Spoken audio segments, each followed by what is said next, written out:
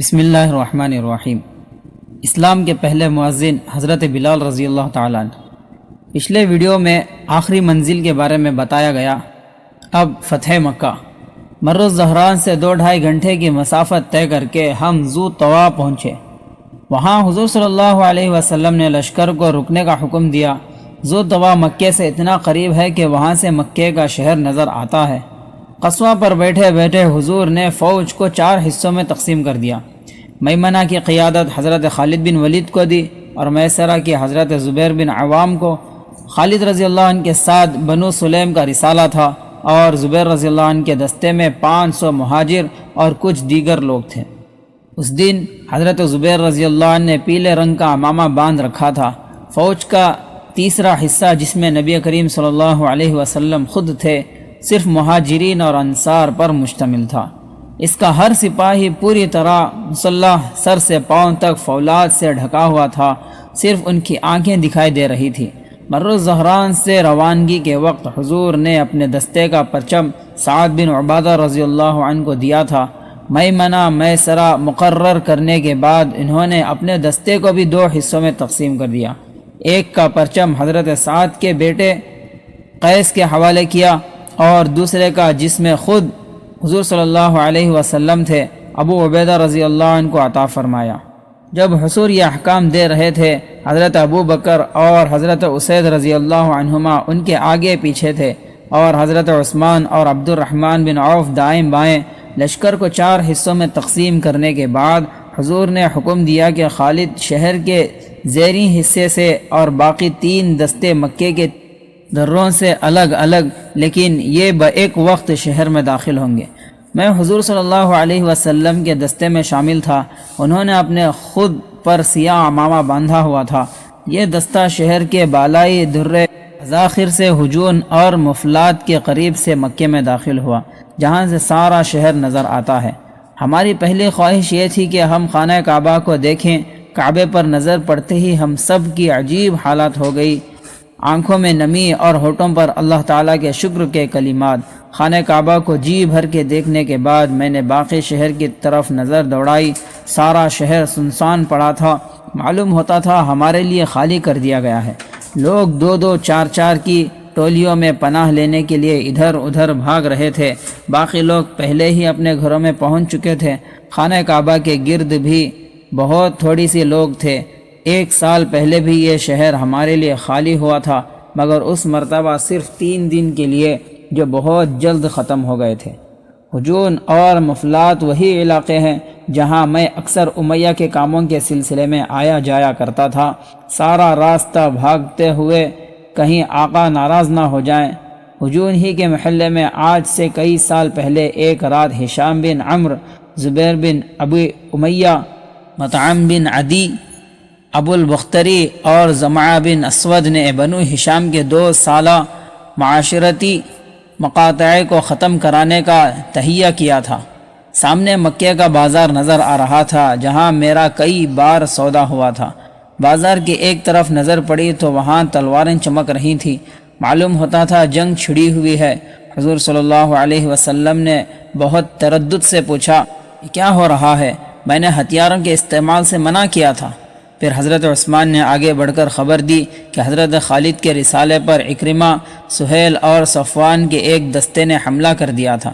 اس پر آپ نے فرمایا، اللہ تعالیٰ جو کرتا ہے بہتر کرتا ہے۔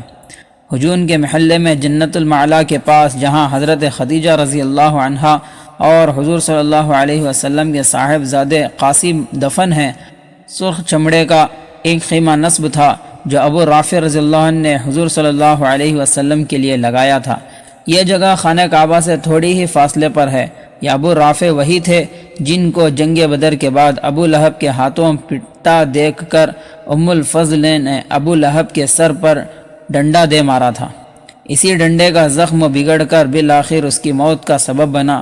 ابو رافع عباس کے غلام تھے، جنہیں انہوں نے رسول کریم صلی اللہ علیہ وسلم کی خدمت میں پیش کیا تھا۔ حضور صلی اللہ علیہ وسلم نے انہیں آزاد فرما دیا تھا، مگر آزاد ہونے کے بعد بھی وہ حضور ہی کی خدمت میں رہے۔ حضور صلی اللہ علیہ وسلم کی نظر خیمے پر پڑی تو انہوں نے سامنے کھڑے جابر رضی اللہ عنہ کو پاس بلا کر اشارے سے وہ خیمہ دکھایا۔ اور ساتھ ہی شکر و ثنا میں مشغول ہو گئے۔ ان کا سر تشکر سے اتنا جھک گیا کہ ریش مبارک قصوہ کی گردن کو چھونے لگی۔ ابو قیس کی پہاڑیوں پر بھی کچھ لوگ جمع تھے، جن میں حضرت ابو بکر کے بے حد ضعیف اور نابینا والد ابو قحافہ اور حضرت ابو بکر کی ہمشیزہ قریبہ بھی تھیں۔ یہ دونوں ابھی اسلام نہیں لائے تھے۔ ابو سفیان نے ہمارے فوج کی آمد سے پہلے ہی مکہ پہنچ کر نبی کریم صلی اللہ علیہ وسلم کی طرف سے اعلان کر دیا تھا کہ جو ابو سفیان کے گھر میں یا خانہ کعبہ میں یا اپنے گھر کے اندر دروازے بند کیے بیٹھا ہوگا اسے امان دی جائے گی۔ پہلے پہل تو لوگوں کو یقین نہیں آیا، لیکن یہی اعلان جو اسلامی لشکر کے مختلف دستوں سے بار بار ہوا تو لوگوں کو اطمینان ہوا اور وہ ایک ایک دو دو کر کے حرم کعبہ میں داخل ہونا شروع ہو گئے۔ ام سلمہ، میمونہ اور فاطمۃ الزہرا رضی اللہ عنہم خیمے میں حضور صلی اللہ علیہ وسلم کا انتظار کر رہی تھی۔ ام ہانی بھی کچھ دیر پہلے اپنے گھر سے چل کر وہیں آ گئی تھی۔ قصوہ آہستہ آہستہ چلتی سرخ خیمے کے پاس پہنچی تو ابو رافع رضی اللہ عنہ نے بڑھ کر قصوہ کی مہار تھام لی۔ حضور صلی اللہ علیہ وسلم نیچے اترے اور خیمے میں داخل ہو گئے۔ سب سے پہلے انہوں نے غسل فرمایا۔ جب میں ان کے غسل سے بچا ہوا پانی لے کر خیمے سے باہر آیا تو ایک ہجوم اس پانی کا منتظر تھا۔ سب مجھ پر ٹوٹ پڑے اور قریب تھا کہ پانی کا برتن میرے ہاتھ سے چھوٹ جاتا، مگر ابو جحیفہ رضی اللہ عنہ نے آگے بڑھ کر لوگوں کو نظم و ضبط کی تاکید کی۔ پھر بھی ہر شخص بے تاب تھا کہ وہ اس سعادت سے محروم نہ رہ جائے۔ جس کے پاس کوئی کاسا تھا اس نے بھر لیا، جس کے پاس کچھ نہیں تھا اس نے چلوا میں لے کر چہرے اور سینے پر مل لیا۔ جن کو اتنا بھی نہ مل سکا انہوں نے صرف چھینٹوں پر اکتفا کی، اور جنہیں چھینٹنے بھی میسر نہیں آئے انہوں نے دوسروں کے ہاتھوں سے اس پانی کی نمی حاصل کرنے کی کوشش کی۔ میں برتن رکھنے اندر گیا تو حضور صلی اللہ علیہ وسلم شکرانے کے نفل پڑھ رہے تھے۔ 8ویں رکعت ختم کر کے سلام پھیرا تو انہوں نے مجھے بلا کر کہا کہ وہ صحن کعبہ میں بھی شکرانے کے 2 نفل سب کے ساتھ مل کر ادا کرنے چاہتے ہیں۔ میں نے ایک چھڑی اٹھائی اور باہر لے جا کر اسے خانہ کعبہ کی دیوار کے سامنے زمین پر گاڑ دیا۔ اس کے فوراً بعد حضور صلی اللہ علیہ وسلم خیمے سے باہر تشریف لائے۔ سر پر وہی سیاہ عمامہ تھا مگر زرہ نہیں پہنا تھا۔ روز مرہ کے کپڑے پہن رکھے تھے جن میں انہوں نے خیمے کے اندر شکرانے کے نفل پڑھے تھے۔ صفیں درست ہوئی اور سب نے حضور صلی اللہ علیہ وسلم کی قیادت میں چھڑی کی سمت رخ کر کے شکرانے کے 2 نفل ادا کیے۔ اس کے بعد حضور صلی اللہ علیہ وسلم خیمے میں تشریف لے گئے۔ تقریباً 1 گھنٹے بعد وہ پھر فوجی لباس میں خود اور زرہ بکتر پہنے تلوار لگائے باہر آئے اور قصوہ پر سوار ہو گئے۔ ان کے ہاتھ میں ایک چھڑی تھی اور خود کا مغزر اوپر اٹھایا ہوا تھا۔ وہ لوگ جو صبح کے سفر میں ان کے ہم رکاب تھے خیمے سے باہر ان کا انتظار کر رہے تھے۔ قصوہ چلی تو وہ بھی ساتھ ساتھ چلے۔ حضور صلی اللہ علیہ وسلم حضرت ابو بکر سے باتیں کرتے ہوئے خانہ کعبہ کے جنوب مشرقی گوشے پر پہنچے اور چھڑی کو حجر اسود کے ساتھ لگا کر سلام کیا۔ پاس کھڑے لوگوں نے بھی ان کے ساتھ اللہ اکبر کہا۔ پھر اور لوگ بھی شامل ہو گئے اور تھوڑی ہی دیر میں سارا حرم اللہ اکبر کے صدا سے گونج اٹھا۔ حضور صلی اللہ علیہ وسلم نے ہاتھ اٹھا کر سب کو خاموش کرا دیا اور طواف میں مشغول ہو گئے۔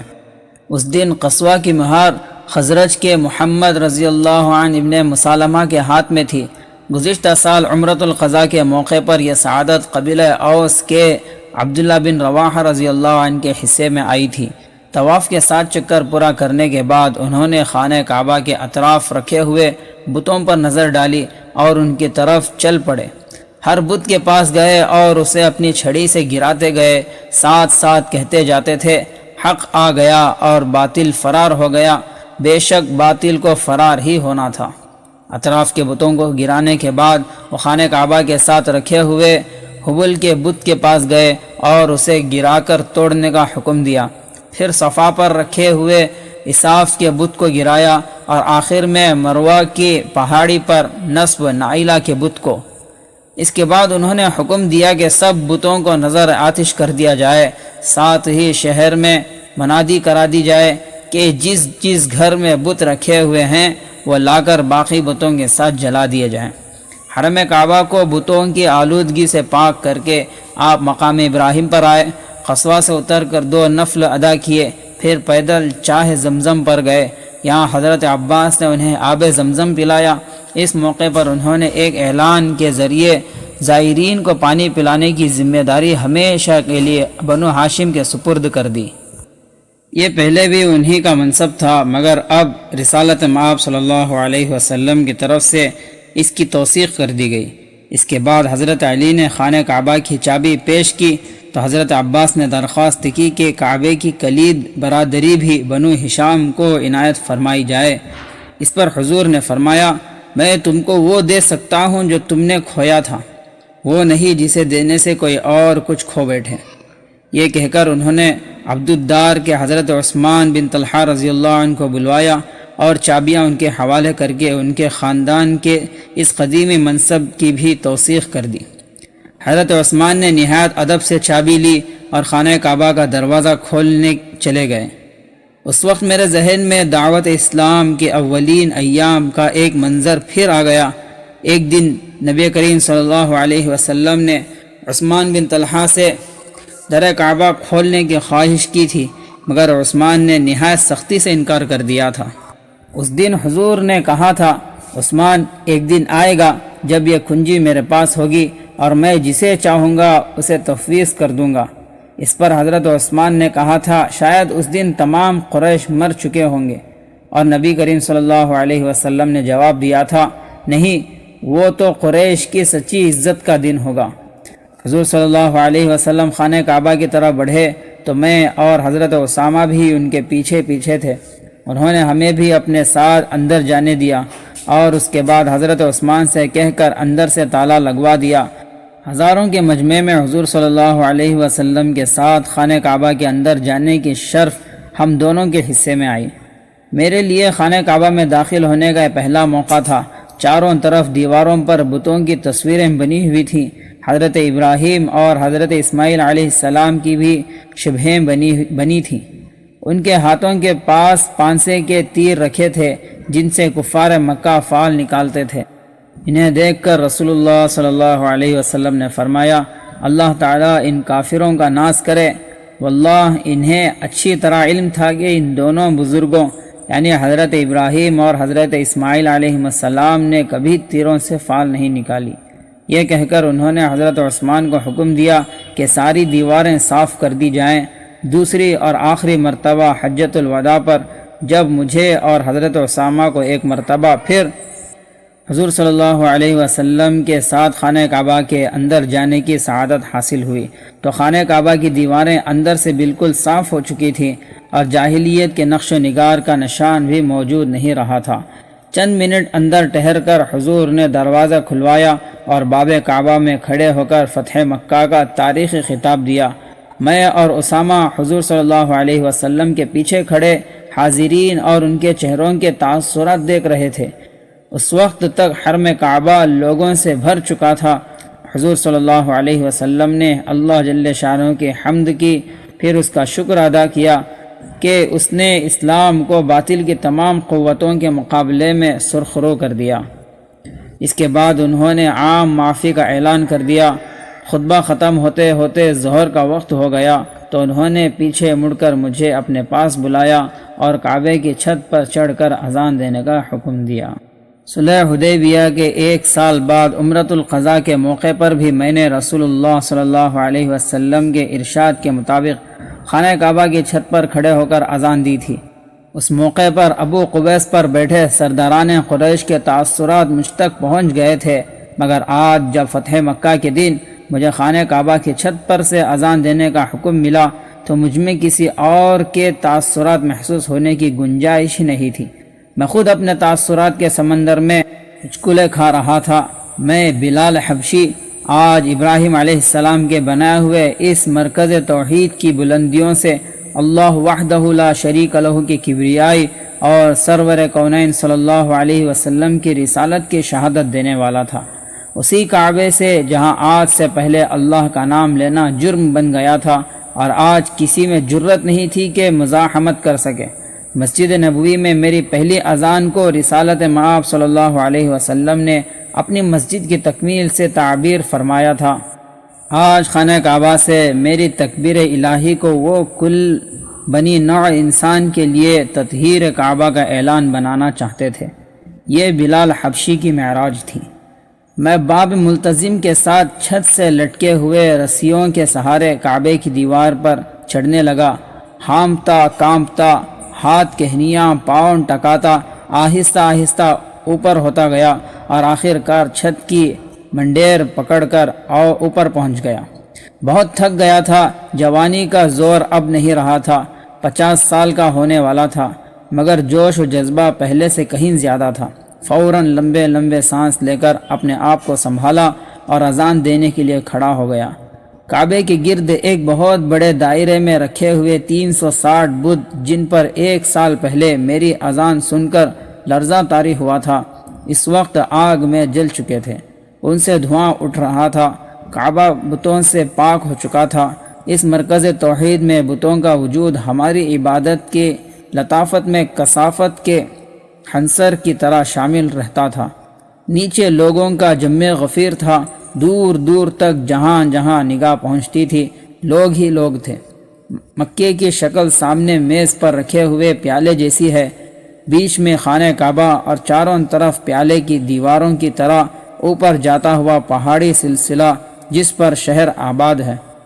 کعبے کی چھت سے اس دن میری نظر ادھر بھی اٹھ گئی جہاں رباح اور حمامہ رہتے تھے، میرے والدین جن کے یہاں میں حشرات الارض کی سی حیثیت میں پیدا ہوا تھا، جہاں میرا بچپن گزرا تھا۔ صحن کعبہ تو بھرا ہوا تھا ہی، چاروں طرف پہاڑیوں کی بلندیوں پر بھی لوگ جمع تھے۔ میں نے اذان شروع کی، میرے پہلے ہی الفاظ پر نیچے کھڑے ہجوم کا شور تھم گیا۔ دوسری تکبیر کہی تو مکمل سکوت طاری ہو گیا۔ میری اذان میں اس دن ایک غیر معمولی تاثر تھا۔ یہ میں اس لیے کہہ سکتا ہوں کہ میری اذان کے الفاظ سامنے پہاڑیوں سے ٹکرا ٹکرا کر واپس مجھ تک پہنچ رہے تھے۔ یہ باز گشت مجھے بہت اچھی لگی۔ معلوم ہوتا تھا تمام کائنات میرے ساتھ توصیف ربانی، شہادت رسالت اور دعوت صلاۃ میں شریک ہے۔ وہ حریم قدس جس کو اسلام کے معمار اول حضرت ابراہیم علیہ السلام نے تعمیر کیا تھا، ہزاروں سال بت کدہ رہنے کے بعد آج پھر ایک حبشی غلام کے نغمے توحید سے گونج رہا تھا۔ یہ اذان اسلامی انقلاب کی کامیابی کا اعلان تھا۔ میں نے شہادت رسالت دیتے وقت نبی کریم صلی اللہ علیہ وسلم کی طرف اشارہ کیا، ان کا سر تشکر سے جھکا ہوا تھا۔ اس بدر کامل کے گرد فرش کعبہ پر ستاروں کا ہجوم تھا، جن میں سے نہایت روشن ستاروں کا ایک جھرمٹ حضور کے ساتھ تھا۔ حضرت ابو بکر، حضرت علی، حضرت عمر، حضرت ابو ذر اور بھی بڑی بڑی روشنیاں تھیں۔ فاصلے فاصلے سے بغیر کسی ترتیب کے عجب چکا چوند کا عالم تھا۔ ایک کہکشاں تھی جو حرم کعبہ کے فرش پر اتر آئی تھی۔ یہی وہ عظیم فتح تھی جس کا وعدہ اللہ تعالیٰ نے سورہ فتح کی آیت میں فرمایا تھا، جو حدیبیہ سے مدینہ جاتے ہوئے راستے میں نازل ہوئی تھی۔ یہ وہی کامیابی تھی جس کی بشارت طریق ہجرت پر مدینہ جاتے ہوئے سورۃ القصص کی آیت میں دی گئی تھی۔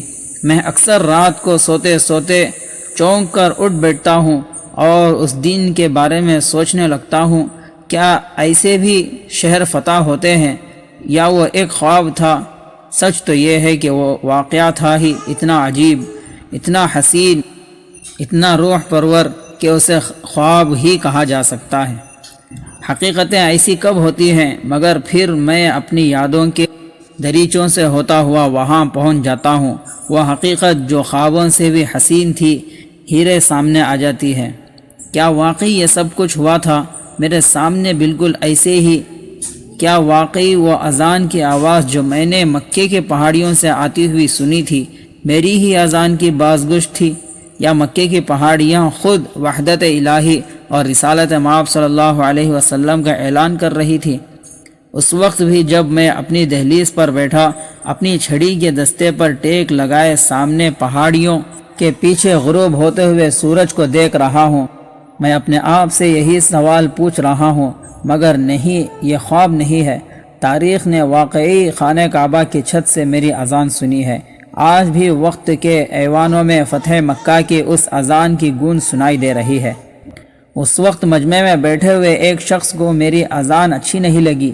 پاس بیٹھے ہوئے اپنے ایک مشرک ساتھی سے کہنے لگا، شکر ہے میرا باپ آج زندہ نہیں ہے، ورنہ وہ برداشت نہ کر سکتا کہ اللہ کے گھر پر ایک حمار سیاہ یوں چڑھ کر رینگے۔ چند ثانیوں بعد جب حضور صلی اللہ علیہ وسلم نے عام معافی کا اعلان فرمایا تو سب سے پہلا وہی شخص تھا جس نے کھڑے ہو کر اعلان کیا، میں عتاب بن اسید ہوں، آپ کا مشہور دشمن۔ یہ کہتے ہی اس نے نہایت بلند آواز سے کلمہ شہادت ادا کیا۔ حضور نے بھرے مجمع میں اپنے دشمن کے منہ سے ایمان کی شہادت سنی تو فوراً فرمایا، میں تمہیں مکے کا حاکم مقرر کرتا ہوں۔ ایک لمحے پہلے کا دشمن دین اسلام کے مفتوحہ شہر کا مطلق العنان حکمران بن گیا۔ یہ تھا غفور درگزر کا وہ سبق جو ہادی برحق نے دنیاوی اور مادی مصلحتوں میں جکڑی ہوئی انسانیت کو سکھایا۔ اور پھر عتاب ہی کیا، محسن کائنات صلی اللہ علیہ وسلم کی رحمت بے پایاں کا نفسیاتی اثر یہ ہوا کہ رات رات میں سارا شہر ایمان لے آیا۔